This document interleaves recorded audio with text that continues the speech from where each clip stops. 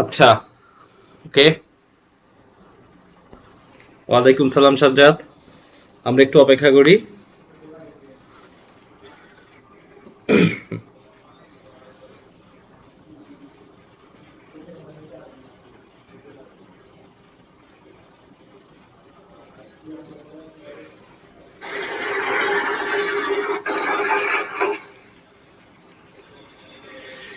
আচ্ছা,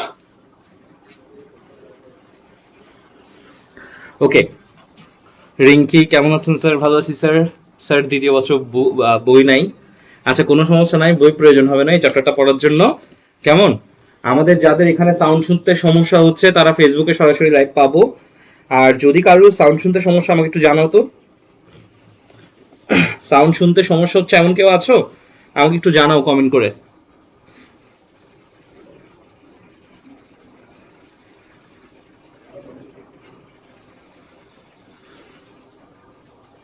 ওকে, ঠিক আছে, তাহলে আমি শুরু করে দিচ্ছি, কেমন?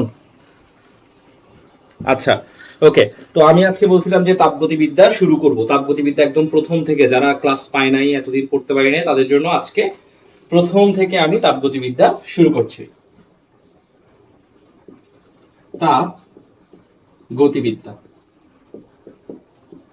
আমরা আমাদের সামনে খাতা, কলম, ক্যালকুলেটর, এই তিনটা জিনিস নিয়ে বসি। আর একটা কথা বলি, যারা বই পায় নাই, টেনশনের কিছু নাই, বই প্রয়োজন হচ্ছে না। ওকে, আচ্ছা। তাপগতিবিদ্যা। হ্যাঁ, ইউটিউবে আগের ক্লাসগুলা সেম হবে কিনা প্রশ্ন করছো। আচ্ছা, যাই হোক, কিছু ভ্যারিয়েশন তো থাকবে। কিছু ভ্যারিয়েশন থাকবে। ক্যামেরাটা একটু ক্লিয়ার করেন। তানভীর আলম, এই ক্যামেরার সমস্যা কি সবার হচ্ছে?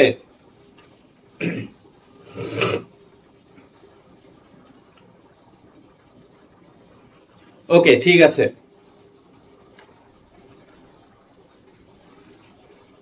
তোমরা কি আমাকে দেখতে পাচ্ছ না?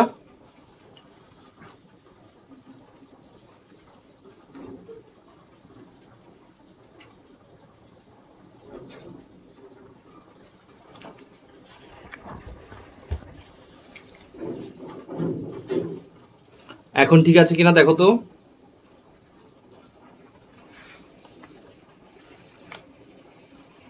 ওকে, ঠিক আছে, আমি তাপগতিবিদ্যা। আহ জিতনি প্রশ্ন করছো, কিছু শুনতেছো না স্যার, একবার ট্রাই করো, একটু ট্রাই করে দেখো। কেমন? ঠিক আছে, একটু ট্রাই করে দেখো। ওই যে অডিও, ওখানে একটা অডিও অপশন আছে, ওখানে ক্লিক করো। আশা করি সাউন্ডটা শুনতে পাবে। ঠিক আছে, তাপগতিবিদ্যা আমি চ্যাপ্টার শুরু করে দিচ্ছি, হ্যাঁ। যাদের এখানে সমস্যা হচ্ছে তারা সরাসরি ফেসবুকে চলে যাবে, ওখানে লাইভ হচ্ছে। ঠিক আছে। আচ্ছা, আমরা সবাই আমাদের ক্যামেরাগুলো একটু অফ রাখি। নিজেদের ক্যামেরাগুলো একটু অফ রাখি।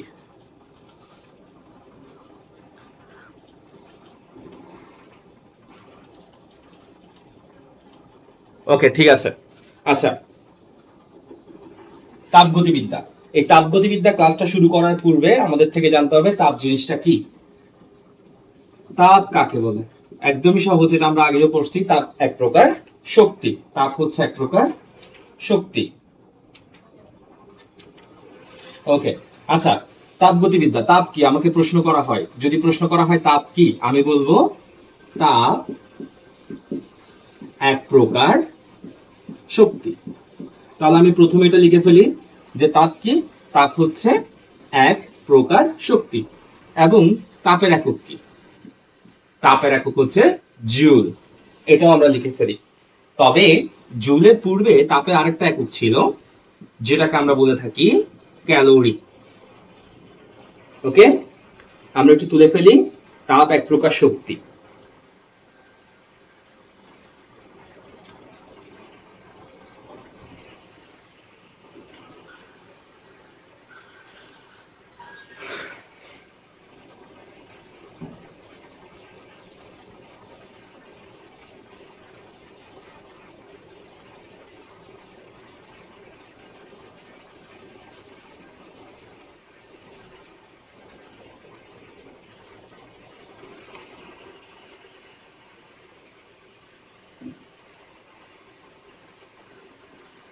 ওকে, আশা করি এবার ফোকাসটা ঠিক আছে। ওকে, আমি তারপর একটু চেষ্টা করছি ফোকাসটা ঠিক করে যায় কিনা দেখার জন্য। দেখো, আশা করি এবার ফোকাসটা একটু ঠিক হবে।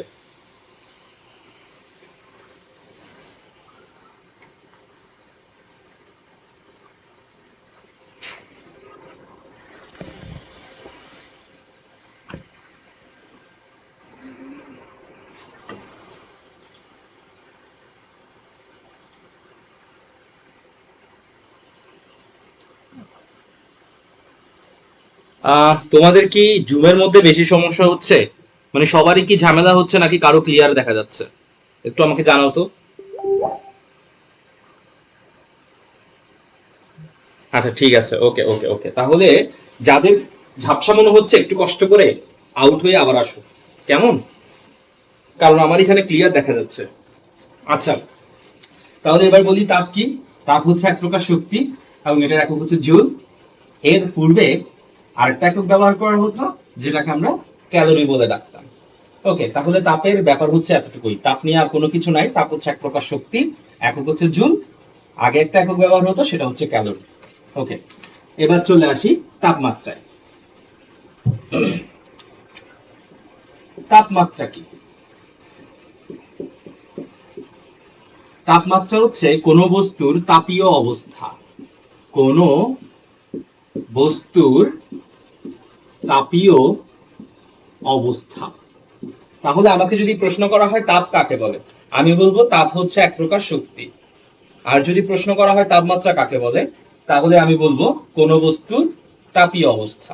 কোন বস্তুর তাপীয় অবস্থা, এবং কোন বস্তুর তাপীয় অবস্থাকে তাপমাত্রা বলা হয়। আচ্ছা, এই তাপমাত্রার আরেকটা সংজ্ঞা আছে, কেমন? সেটা হচ্ছে কোন বস্তুর তাপীয় অবস্থা যা নির্ধারণ করে তাপের আদান প্রদানের দিক। তাহলে তাপমাত্রা হচ্ছে কোন বস্তুর তাপীয় অবস্থা যেটা আমাকে নির্ধারণ করে দেয় তাপ শক্তি কোন দিক থেকে কোন দিকে যাবে, অর্থাৎ কোন বস্তু থেকে কোন বস্তুতে তাপ শক্তি ট্রান্সফার হবে, এটা নির্ধারণ করে দেয়। ঠিক আছে?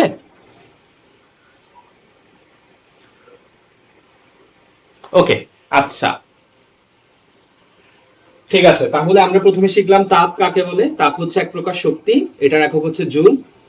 তাপমাত্রা কাকে বলে, এটা হচ্ছে কোন বস্তুর তাপীয় অবস্থা। তাহলে তাপ এবং তাপমাত্রার ব্যাপারটা বুঝলাম। আমরা কি তুলে ফেলতেছি এগুলো? আচ্ছা ঠিক আছে, তোমরা কমেন্ট করছো যে ঠিক আছে স্যার, ভেরি গুড। আচ্ছা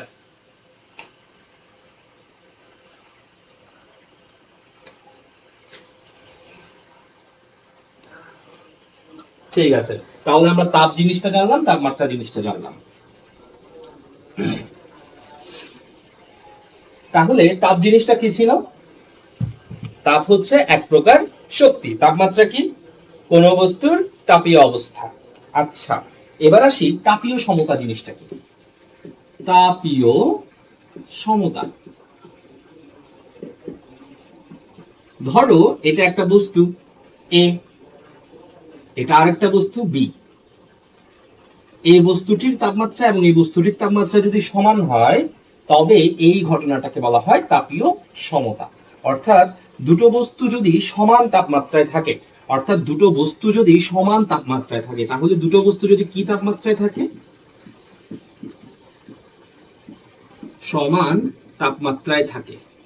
অর্থাৎ দুটো বস্তু যদি সমান তাপমাত্রায় থাকে তবে তাকে আমরা বলতে পারি তাপীয় সমতা।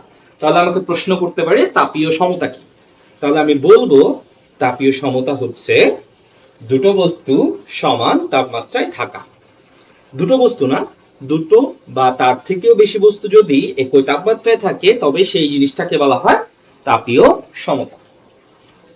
তাহলে আমরা প্রথমে শিখলাম তাপ কাকে বলে, তারপর শিখলাম তাপমাত্রা কাকে বলে, এবার শিখলাম তাপীয় সমতা জিনিসটা কি। ওকে, এবার কিছু পয়েন্ট এবং স্কেল সম্পর্কে জানবো। ঠিক আছে, আমি এটা মুছে ফেলছি।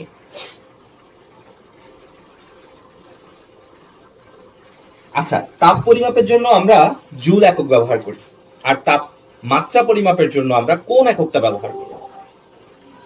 তাপমাত্রা পরিমাপের জন্য বিভিন্ন একক আছে, সেলসিয়াস, ফারেনহাইট এবং কেলভিন। সেলসিয়াস, ফারেনহাইট এবং কেলভিন, এই তিনটা ব্যাপার সম্পর্কে জানবো। ধরো আমি একটা থার্মোমিটার এখানে নিলাম, এটা হচ্ছে একটা থার্মোমিটার। এই থার্মোমিটারটা ডিগ্রি সেলসিয়াসের থার্মোমিটার। ধরো এটা হচ্ছে ডিগ্রি সেলসিয়াসের থার্মোমিটার, তাহলে আমি লিখে ফেলি, এটা হচ্ছে সেলসিয়াস থার্মোমিটার। আচ্ছা, এই যে সেলসিয়াস থার্মোমিটারটার যে তাপমাত্রায় বরফ হয় 0 ডিগ্রি সেলসিয়াস, সেই তাপমাত্রাকে বলা হয় লোয়ার ফিক্সড পয়েন্ট।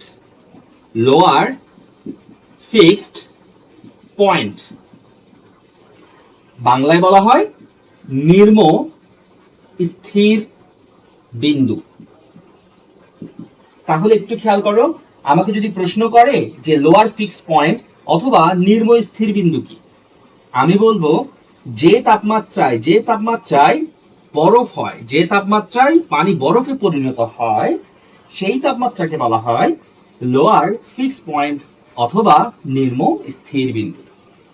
ঠিক সেরকম আরেকটা তাপমাত্রা আছে যে তাপমাত্রায় পানি বাষ্পে পরিণত হয়, সেটা হচ্ছে 100 ডিগ্রি সেলসিয়াস।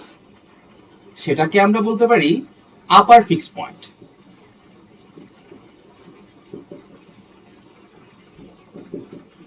অর্থাৎ ঊর্ধ্ব স্থির বিন্দু। তাহলে একটু খেয়াল করো, যে তাপমাত্রায় পানি বাষ্প হয় তাকে বলা হয় আপার ফিক্সড পয়েন্ট অথবা ঊর্ধ্ব স্থির বিন্দু, আর যে তাপমাত্রায় পানি বরফ হয় তাকে বলে লোয়ার ফিক্সড পয়েন্ট অথবা নিম্ন স্থির বিন্দু। তোমরা কি আমার কথাগুলো বুঝতে পারতেছো? আমার কথাগুলো কি পরিষ্কার শোনা যাচ্ছে? একটু কষ্ট করে আমাকে লিখে জানাও।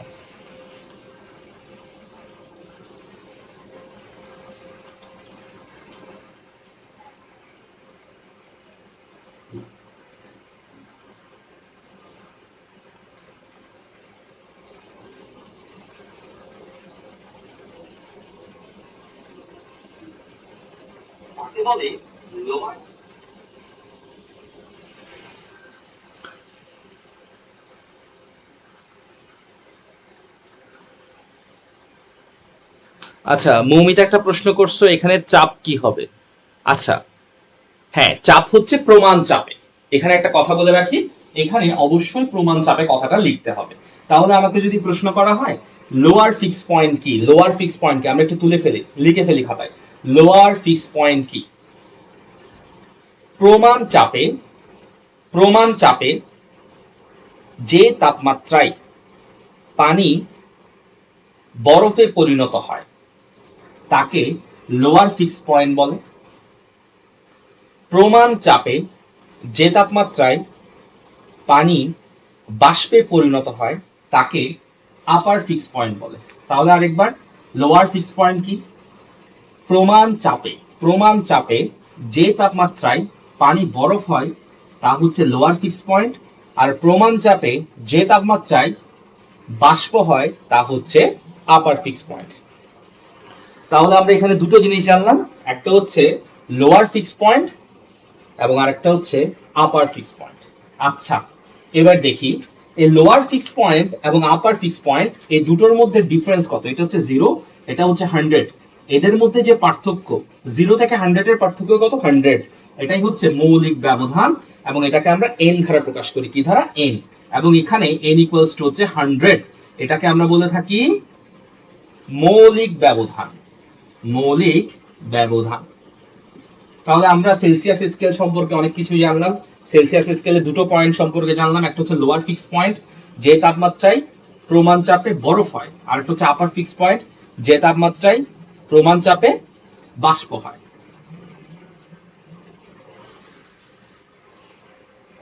ওকে, আর এদের মধ্যকার যে ডিফারেন্স সেটা হচ্ছে 100, এবং এটাই হচ্ছে আমাদের মৌলিক ব্যবধান। আচ্ছা, জাকিয়া সুলতান একটা প্রশ্ন করছো, কোনো সমস্যা নাই, এখন আর লিখতে হবে না, একবার নোট করে ফেললে হয়ে যাচ্ছে। আচ্ছা, তাহলে আমরা এই ব্যাপারটা সম্পর্কে জানলাম। এবার চলে আসি ঠিক সেরকম আরেকটা স্কেল সম্পর্কে। হ্যাঁ, তাহলে সেলসিয়াস স্কেল ক্লিয়ার। এবার চলে আসি ফারেনহাইট স্কেল সম্পর্কে। ফারেনহাইট এটাও একটা স্কেল। আচ্ছা, ফারেনহাইট স্কেলের মধ্যেও দুটো পয়েন্ট থাকে। ফারেনহাইট স্কেলের মধ্যে, এটা হচ্ছে ফারেনহাইট স্কেল। ফারেনহাইট স্কেলের মধ্যে যে তাপমাত্রায় প্রমাণ চাপে বরফ হয় সেটা হচ্ছে 32 ডিগ্রি ফারেনহাইট, আর যে তাপমাত্রায় বাষ্প হয় সেটা হচ্ছে 212 ডিগ্রি ফারেনহাইট। তাহলে একটু খেয়াল করো, সেলসিয়াস স্কেলে 0 ছিল লোয়ার ফিক্সড পয়েন্ট, আর ফারেনহাইটে 32 ডিগ্রি ফারেনহাইট হচ্ছে লোয়ার ফিক্স পয়েন্ট এবং আপার হচ্ছে 212। এবং এদের মধ্যকার যে ডিফারেন্স মৌলিক ব্যবধান সেটা কত? 212 থেকে 32 বিয়োগ দাও, 180। আশা করি এই ব্যাপারগুলোর মধ্যে কোনো কনফিউশন নাই। তাহলে আমি সেলসিয়াস সম্পর্কে জানলাম এবং ফারেনহাইট সম্পর্কে জানলাম। এবার আমার হাতে আরেকটা স্কেল আছে, সেটা হচ্ছে কেলভিন স্কেল। এবার কেলভিন স্কেল সম্পর্কে জানবো, কেমন? আচ্ছা, কেলভিন স্কেলটা লিখে ফেলি। আমি আরেকটা স্কেল আঁকলাম, এটা হচ্ছে কেলভিন স্কেল। এবং এই কেলভিন স্কেলে যে তাপমাত্রায় আমি বরফ পাচ্ছি মানে প্রমাণ চাপে, সেটা হচ্ছে 273 কেলভিন। এটা কিন্তু অ্যাকচুয়ালি হচ্ছে 273.16, 273.16, তবে আমি 273 কেলভিন ধরে ফেলছি। আর এটা হচ্ছে 373 কেলভিন। তাহলে আমাকে একটু বলো তো, কেলভিন স্কেলে লোয়ার ফিক্স পয়েন্ট কত? 273, আর আপার কত? 373। এবং এদের মধ্যে যে ডিফারেন্স অর্থাৎ এন, সেটা হচ্ছে 373 মাইনাস 273 ইকুয়ালস টু 100। তাহলে আমরা পাই গেছি এটার মৌলিক ব্যবধান 100, এটার মৌলিক ব্যবধান হচ্ছে 180 এবং এটার মৌলিক ব্যবধান হচ্ছে 100। এই ব্যাপারগুলো একটু নোট করে ফেলি, তুলে ফেলি।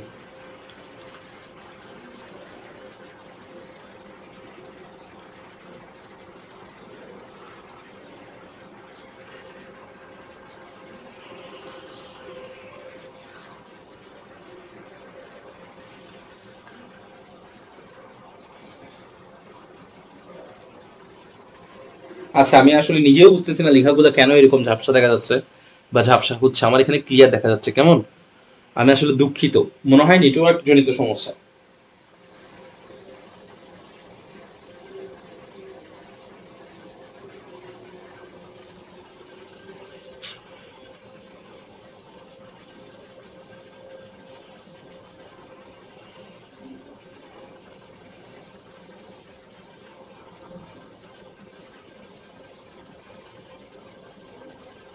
আচ্ছা, আমি আসলে নিজেও বুঝতেছি না লেখাগুলো কেন।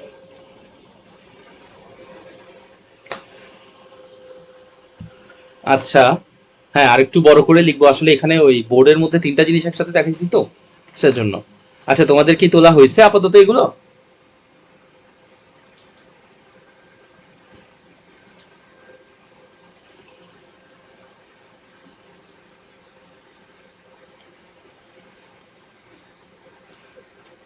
আচ্ছা, ঠিক আছে, ওকে। তাহলে আমরা এখানে তিনটা পয়েন্ট পাইছি। একটা হচ্ছে আমাদের আহ একটা হচ্ছে আমাদের সেলসিয়াস স্কেল, আরেকটা হচ্ছে ফারেনহাইট স্কেল, আরেকটা হচ্ছে কেলভিন স্কেল, কেমন? আচ্ছা, তাহলে আমরা তিনটার মৌলিক ব্যবধান দিয়ে একটা সম্পর্কে নিয়ে আসবো। ওকে, এবার আমি স্কেলগুলো মুছে ফেলি। তাহলে আমি তিনটা স্কেল পেয়েছি, একটা হচ্ছে সেলসিয়াস, একটা হচ্ছে ফারেনহাইট, আর একটা হচ্ছে কেলভিন। ওকে, সেলসিয়াস স্কেলে চলে আসো।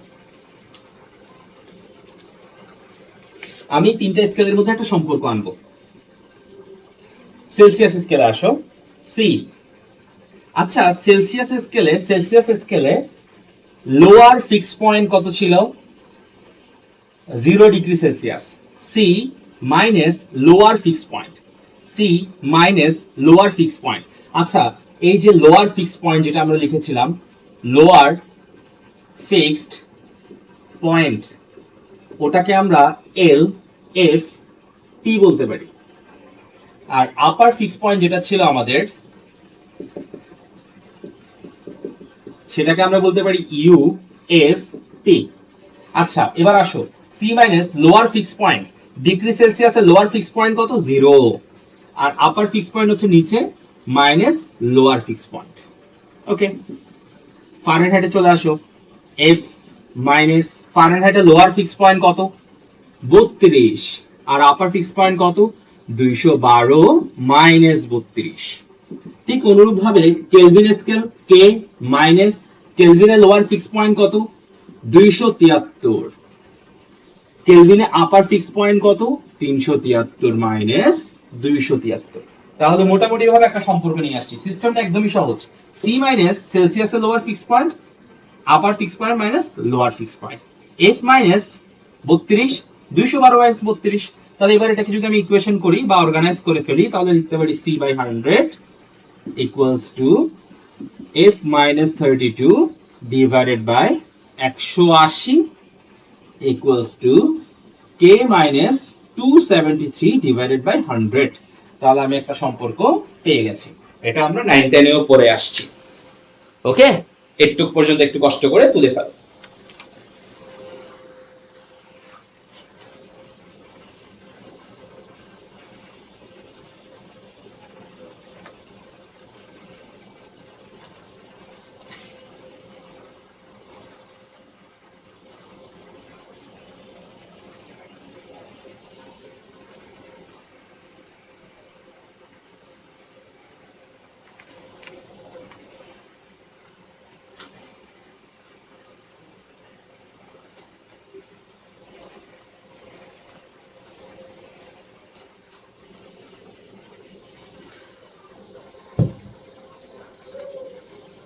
আচ্ছা, আমার কথা কি শুনতে আবার ঝামেলা হচ্ছে? আমার কথা কি শুনতে পেয়েছো, পাচ্ছো?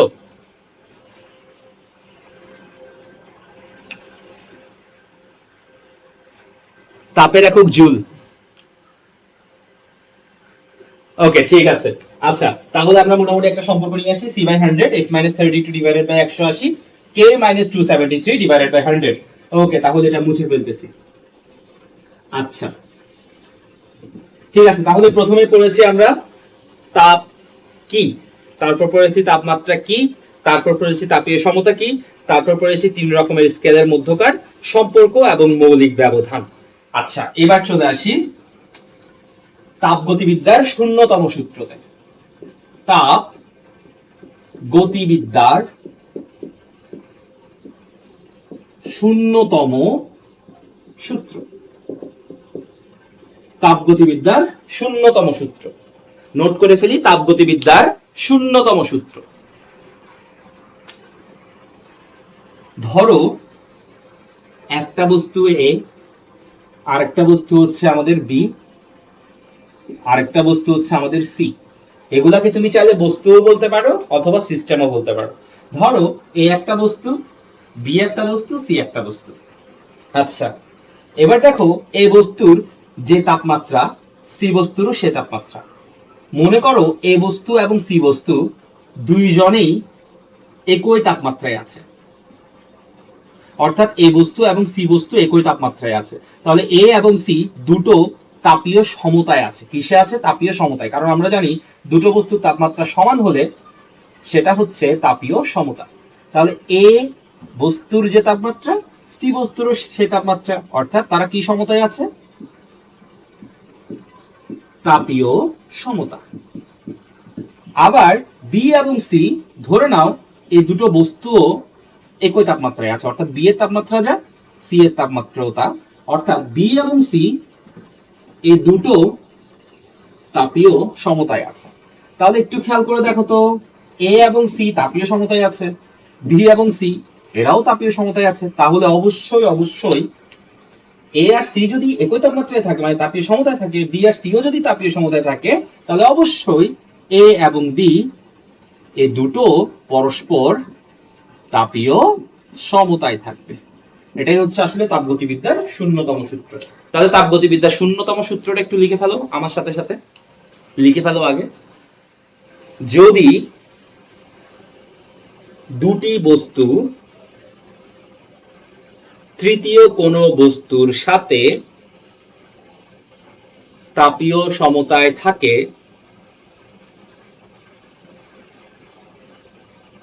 তবে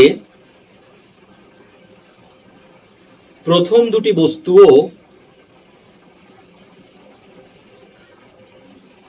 পরস্পর তাপীয় সমতায় থাকবে। তাহলে সংজ্ঞাটা হচ্ছে কি? দুটি বস্তু যদি তৃতীয় কোনো বস্তুর সাথে তাপীয় সমতায় থাকে, তাহলে প্রথম দুটি বস্তুও তাপীয় সমতায় থাকবে। এবং এটাই হচ্ছে আমাদের তাপগতিবিদ্যার শূন্যতম সূত্র। তাহলে আমরা তাপ শিখলাম, তাপমাত্রা শিখলাম, তাপমাত্রা পরিমাপের একক সম্পর্কে জানলাম এবং তাপগতিবিদ্যার শূন্যতম সূত্র সম্পর্কে শিখলাম।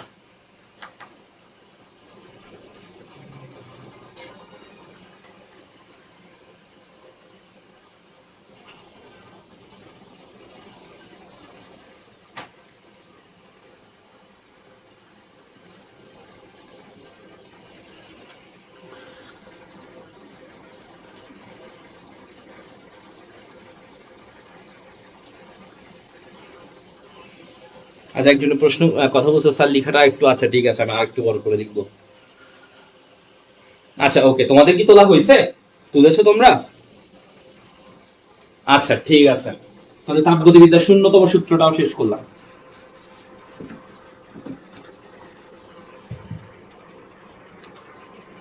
আচ্ছা, এবার চলে আসি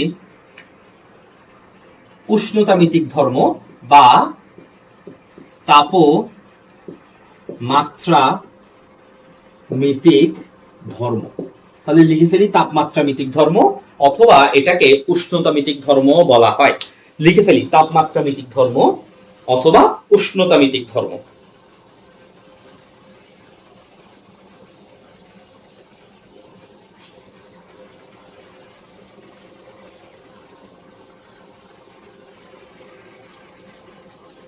ওকে, লিখে ফেলি তাপমাত্রা মিতিক ধর্ম অথবা উষ্ণতা মিতিক ধর্ম। লিখে ফেলো, কোন পদার্থের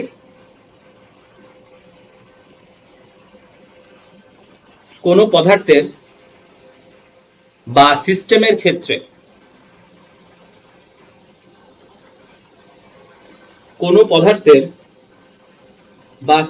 ক্ষেত্রে তাপমাত্রা পরিবর্তনের সাথে সাথে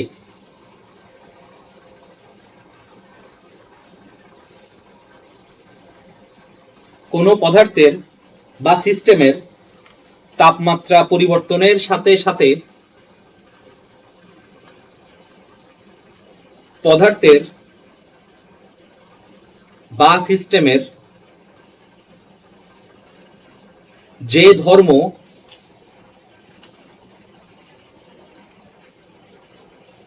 নিয়মিতভাবে পরিবর্তিত হয়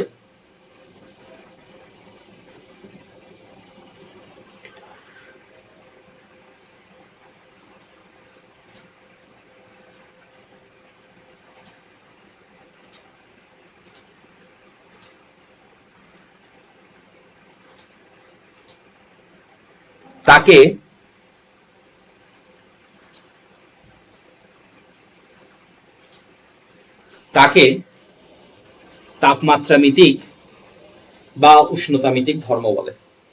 তাকে তাপমাত্রামিতিক বা উষ্ণতামিতিক ধর্ম বলে। যেমন আমি তোমাকে একটু এক্সাম্পল দেই। ধরো পারদের একটা ধর্ম দেখো। ধরো এতটুকু পারদ তুমি নিছো, পারদের উপর যদি তুমি তাপ দাও তাহলে হবে কি জানো? পারদের দৈর্ঘ্য পরিবর্তিত হয়ে যাবে।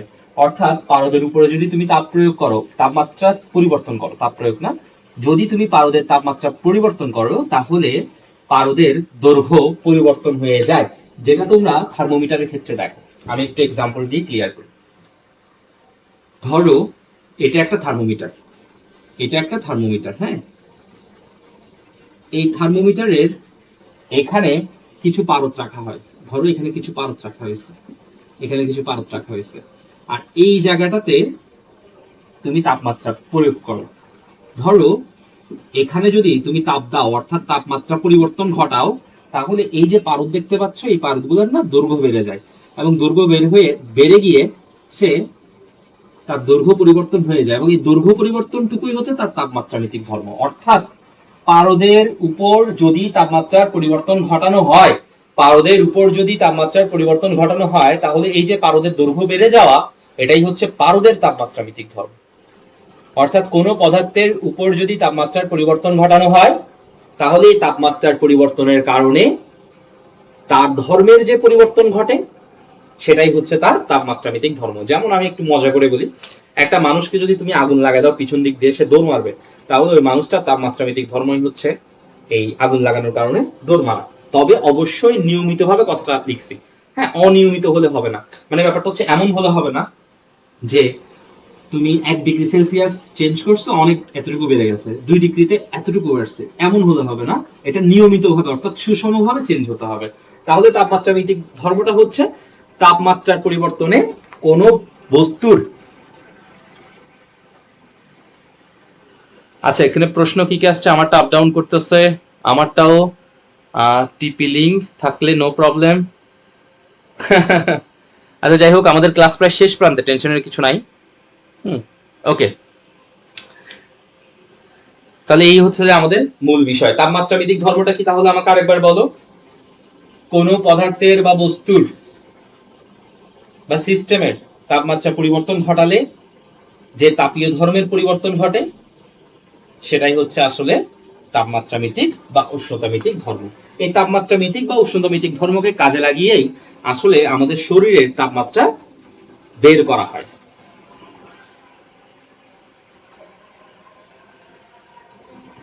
ওকে, আচ্ছা এবার দেখো আমি তোমাদেরকে পারদের একটা এক্সাম্পল দিচ্ছি। পারদের ব্যাপারটা একটু নোট করে ফেলো, কেউ এখন কোনো কথা না লিখে ব্যাপারটা নোট করে ফেলো, একটু খেয়াল করো। ধরো এটা একটা থার্মোমিটার।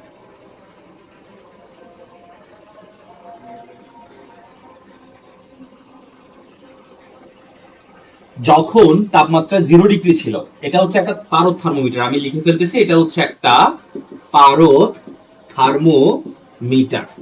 হ্যাঁ, তো যখন তাপমাত্রা 0 ডিগ্রি ছিল, ধরো যখন তাপমাত্রা 0 ডিগ্রি ছিল, 0 ডিগ্রি সেলসিয়াস ছিল, তখন পারদের দৈর্ঘ্য ছিল L0। দৈর্ঘ্যকে আমরা এল লিখি, আর 0 দ্বারা বুঝাইছি 0 ডিগ্রির জন্য। আবার যখন তাপমাত্রা 100 ডিগ্রি সেলসিয়াস, তখন মনে করো এই পারদের দৈর্ঘ্য হচ্ছে L100।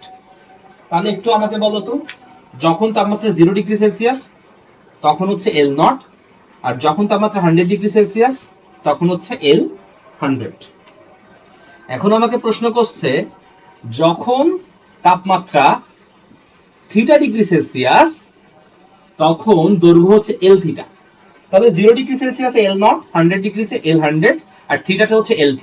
তো এখন আমাকে প্রশ্ন করা হয়েছে যে কোন সময় যদি পারদের দৈর্ঘ্য L θ হয়, পারদের দৈর্ঘ্য L θ হয়, তবে থিটা কত, তবে থিটা কত। এই থিটাটা বের করা সিস্টেমটাই আমরা শিখবো, এবং থিটা বের করা যে প্রসেস সেটা আমরা জানবো। তাহলে পারদ থার্মোমিটারের ক্ষেত্রে 0 ডিগ্রিতে ধরে নিলাম দৈর্ঘ্য L0, 100 ডিগ্রিতে ধরে নিলাম L100, আর θ ডিগ্রিতে ধরে নিলাম L θ। এদের মধ্যে একটা সম্পর্ক আমি এখন উপস্থাপন করব। দেখো সম্পর্কটা কিরকম। দিলাম, দিলাম। ওকে, আচ্ছা আমাকে এখন একটা কথা বলো তো, তোমার টেম্পারেচার কত? থিটা। তাহলে theta minus lower fix point কত? 0। আপার ফিক্স পয়েন্ট কত? 100 মাইনাস 0। তাহলে সিস্টেমটা কি খেয়াল করো, থিটা মাইনাস 0, 100 মাইনাস 0। আর এই পাশেরটা খেয়াল করো, এল থিটা মাইনাস 0তে কত? L0, 100-এ কত? L100 মাইনাস 0তে কত? L0। তাহলে সিস্টেমটা একদমই সহজ। Theta minus lower fixed, upper fixed minus lower fixed, theta minus লোয়ারে দৈর্ঘ্য, আপারে দৈর্ঘ্য মাইনাস লোয়ারে দৈর্ঘ্য, এটাই হচ্ছে মূলত সূত্র। এই প্রসেসটা ব্যবহার করে শুধুমাত্র দৈর্ঘ্যের মান জেনে, মানে এল থিটা এর মান জেনেই আমার বডির টেম্পারেচার কতটুকু সেটা বলা হয়। এখন তুমি আমাকে প্রশ্ন করতে পারো, স্যার আজকে যদি এই ঘটনাটা ডিগ্রি সেলসিয়াসে না হয়ে, ডিগ্রি সেলসিয়াসে না হয়ে ফারেনহাইটে করতাম তখন কেমন হতো? তাহলে তুমি বলো ফারেনহাইটে করলে কেমন হতো। তাহলে বেটার, জিনিসটা তোমার জানা হয়ে গেল, আমি এদিকে করছি, আমার সাথে সাথে দেখে ফেলো ফারেনহাইটে হলে ব্যাপারটা কেমন হতো। টান দিতাম, টান দিতাম। হ্যাঁ, ফারেনহাইটের ক্ষেত্রে আসো। আচ্ছা ফারেনহাইটে তো থিটা, এটা ঠিকঠাক, মাইনাস ফারেনহাইটে কিন্তু লোয়ার কিন্তু 0 না, লোয়ার কত?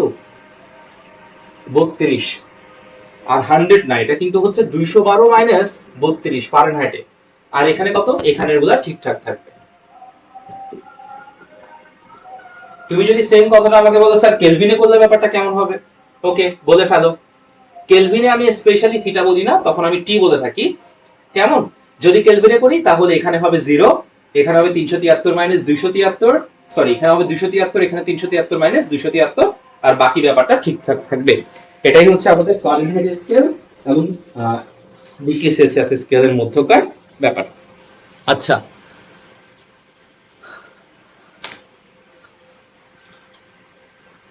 ওকে,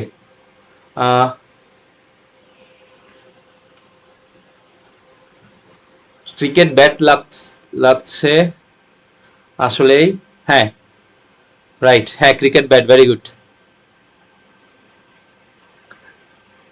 আচ্ছা সিস্টেম সিস্টেম সিস্টেম মানে আসলে কোন একটা বস্তুকে সিস্টেম বলতে পারি, সিস্টেমের সংজ্ঞা আমি এখনো দিই নাই, সিস্টেমের সংজ্ঞা আমি দিব, কেমন?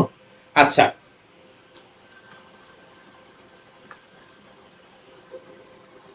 হ্যাঁ এগুলা চেঞ্জ হবে, এই ব্যাপারগুলো চেঞ্জ হবে, যেমন এখানে একজনের প্রশ্ন করছে, হ্যাঁ অবশ্যই এগুলাকে তুমি চেঞ্জ করতে পারো, এগুলো তো জাস্ট আমি প্রতীক হিসাবে ধরে নিয়েছি, যেমন এল থিটা মাইনাস, তখন তুমি এটাকে দিতে পারো এল 32 ফারেনহাইট, এটাকে দিতে পারো এল 212, এল 32, ঠিক আছে?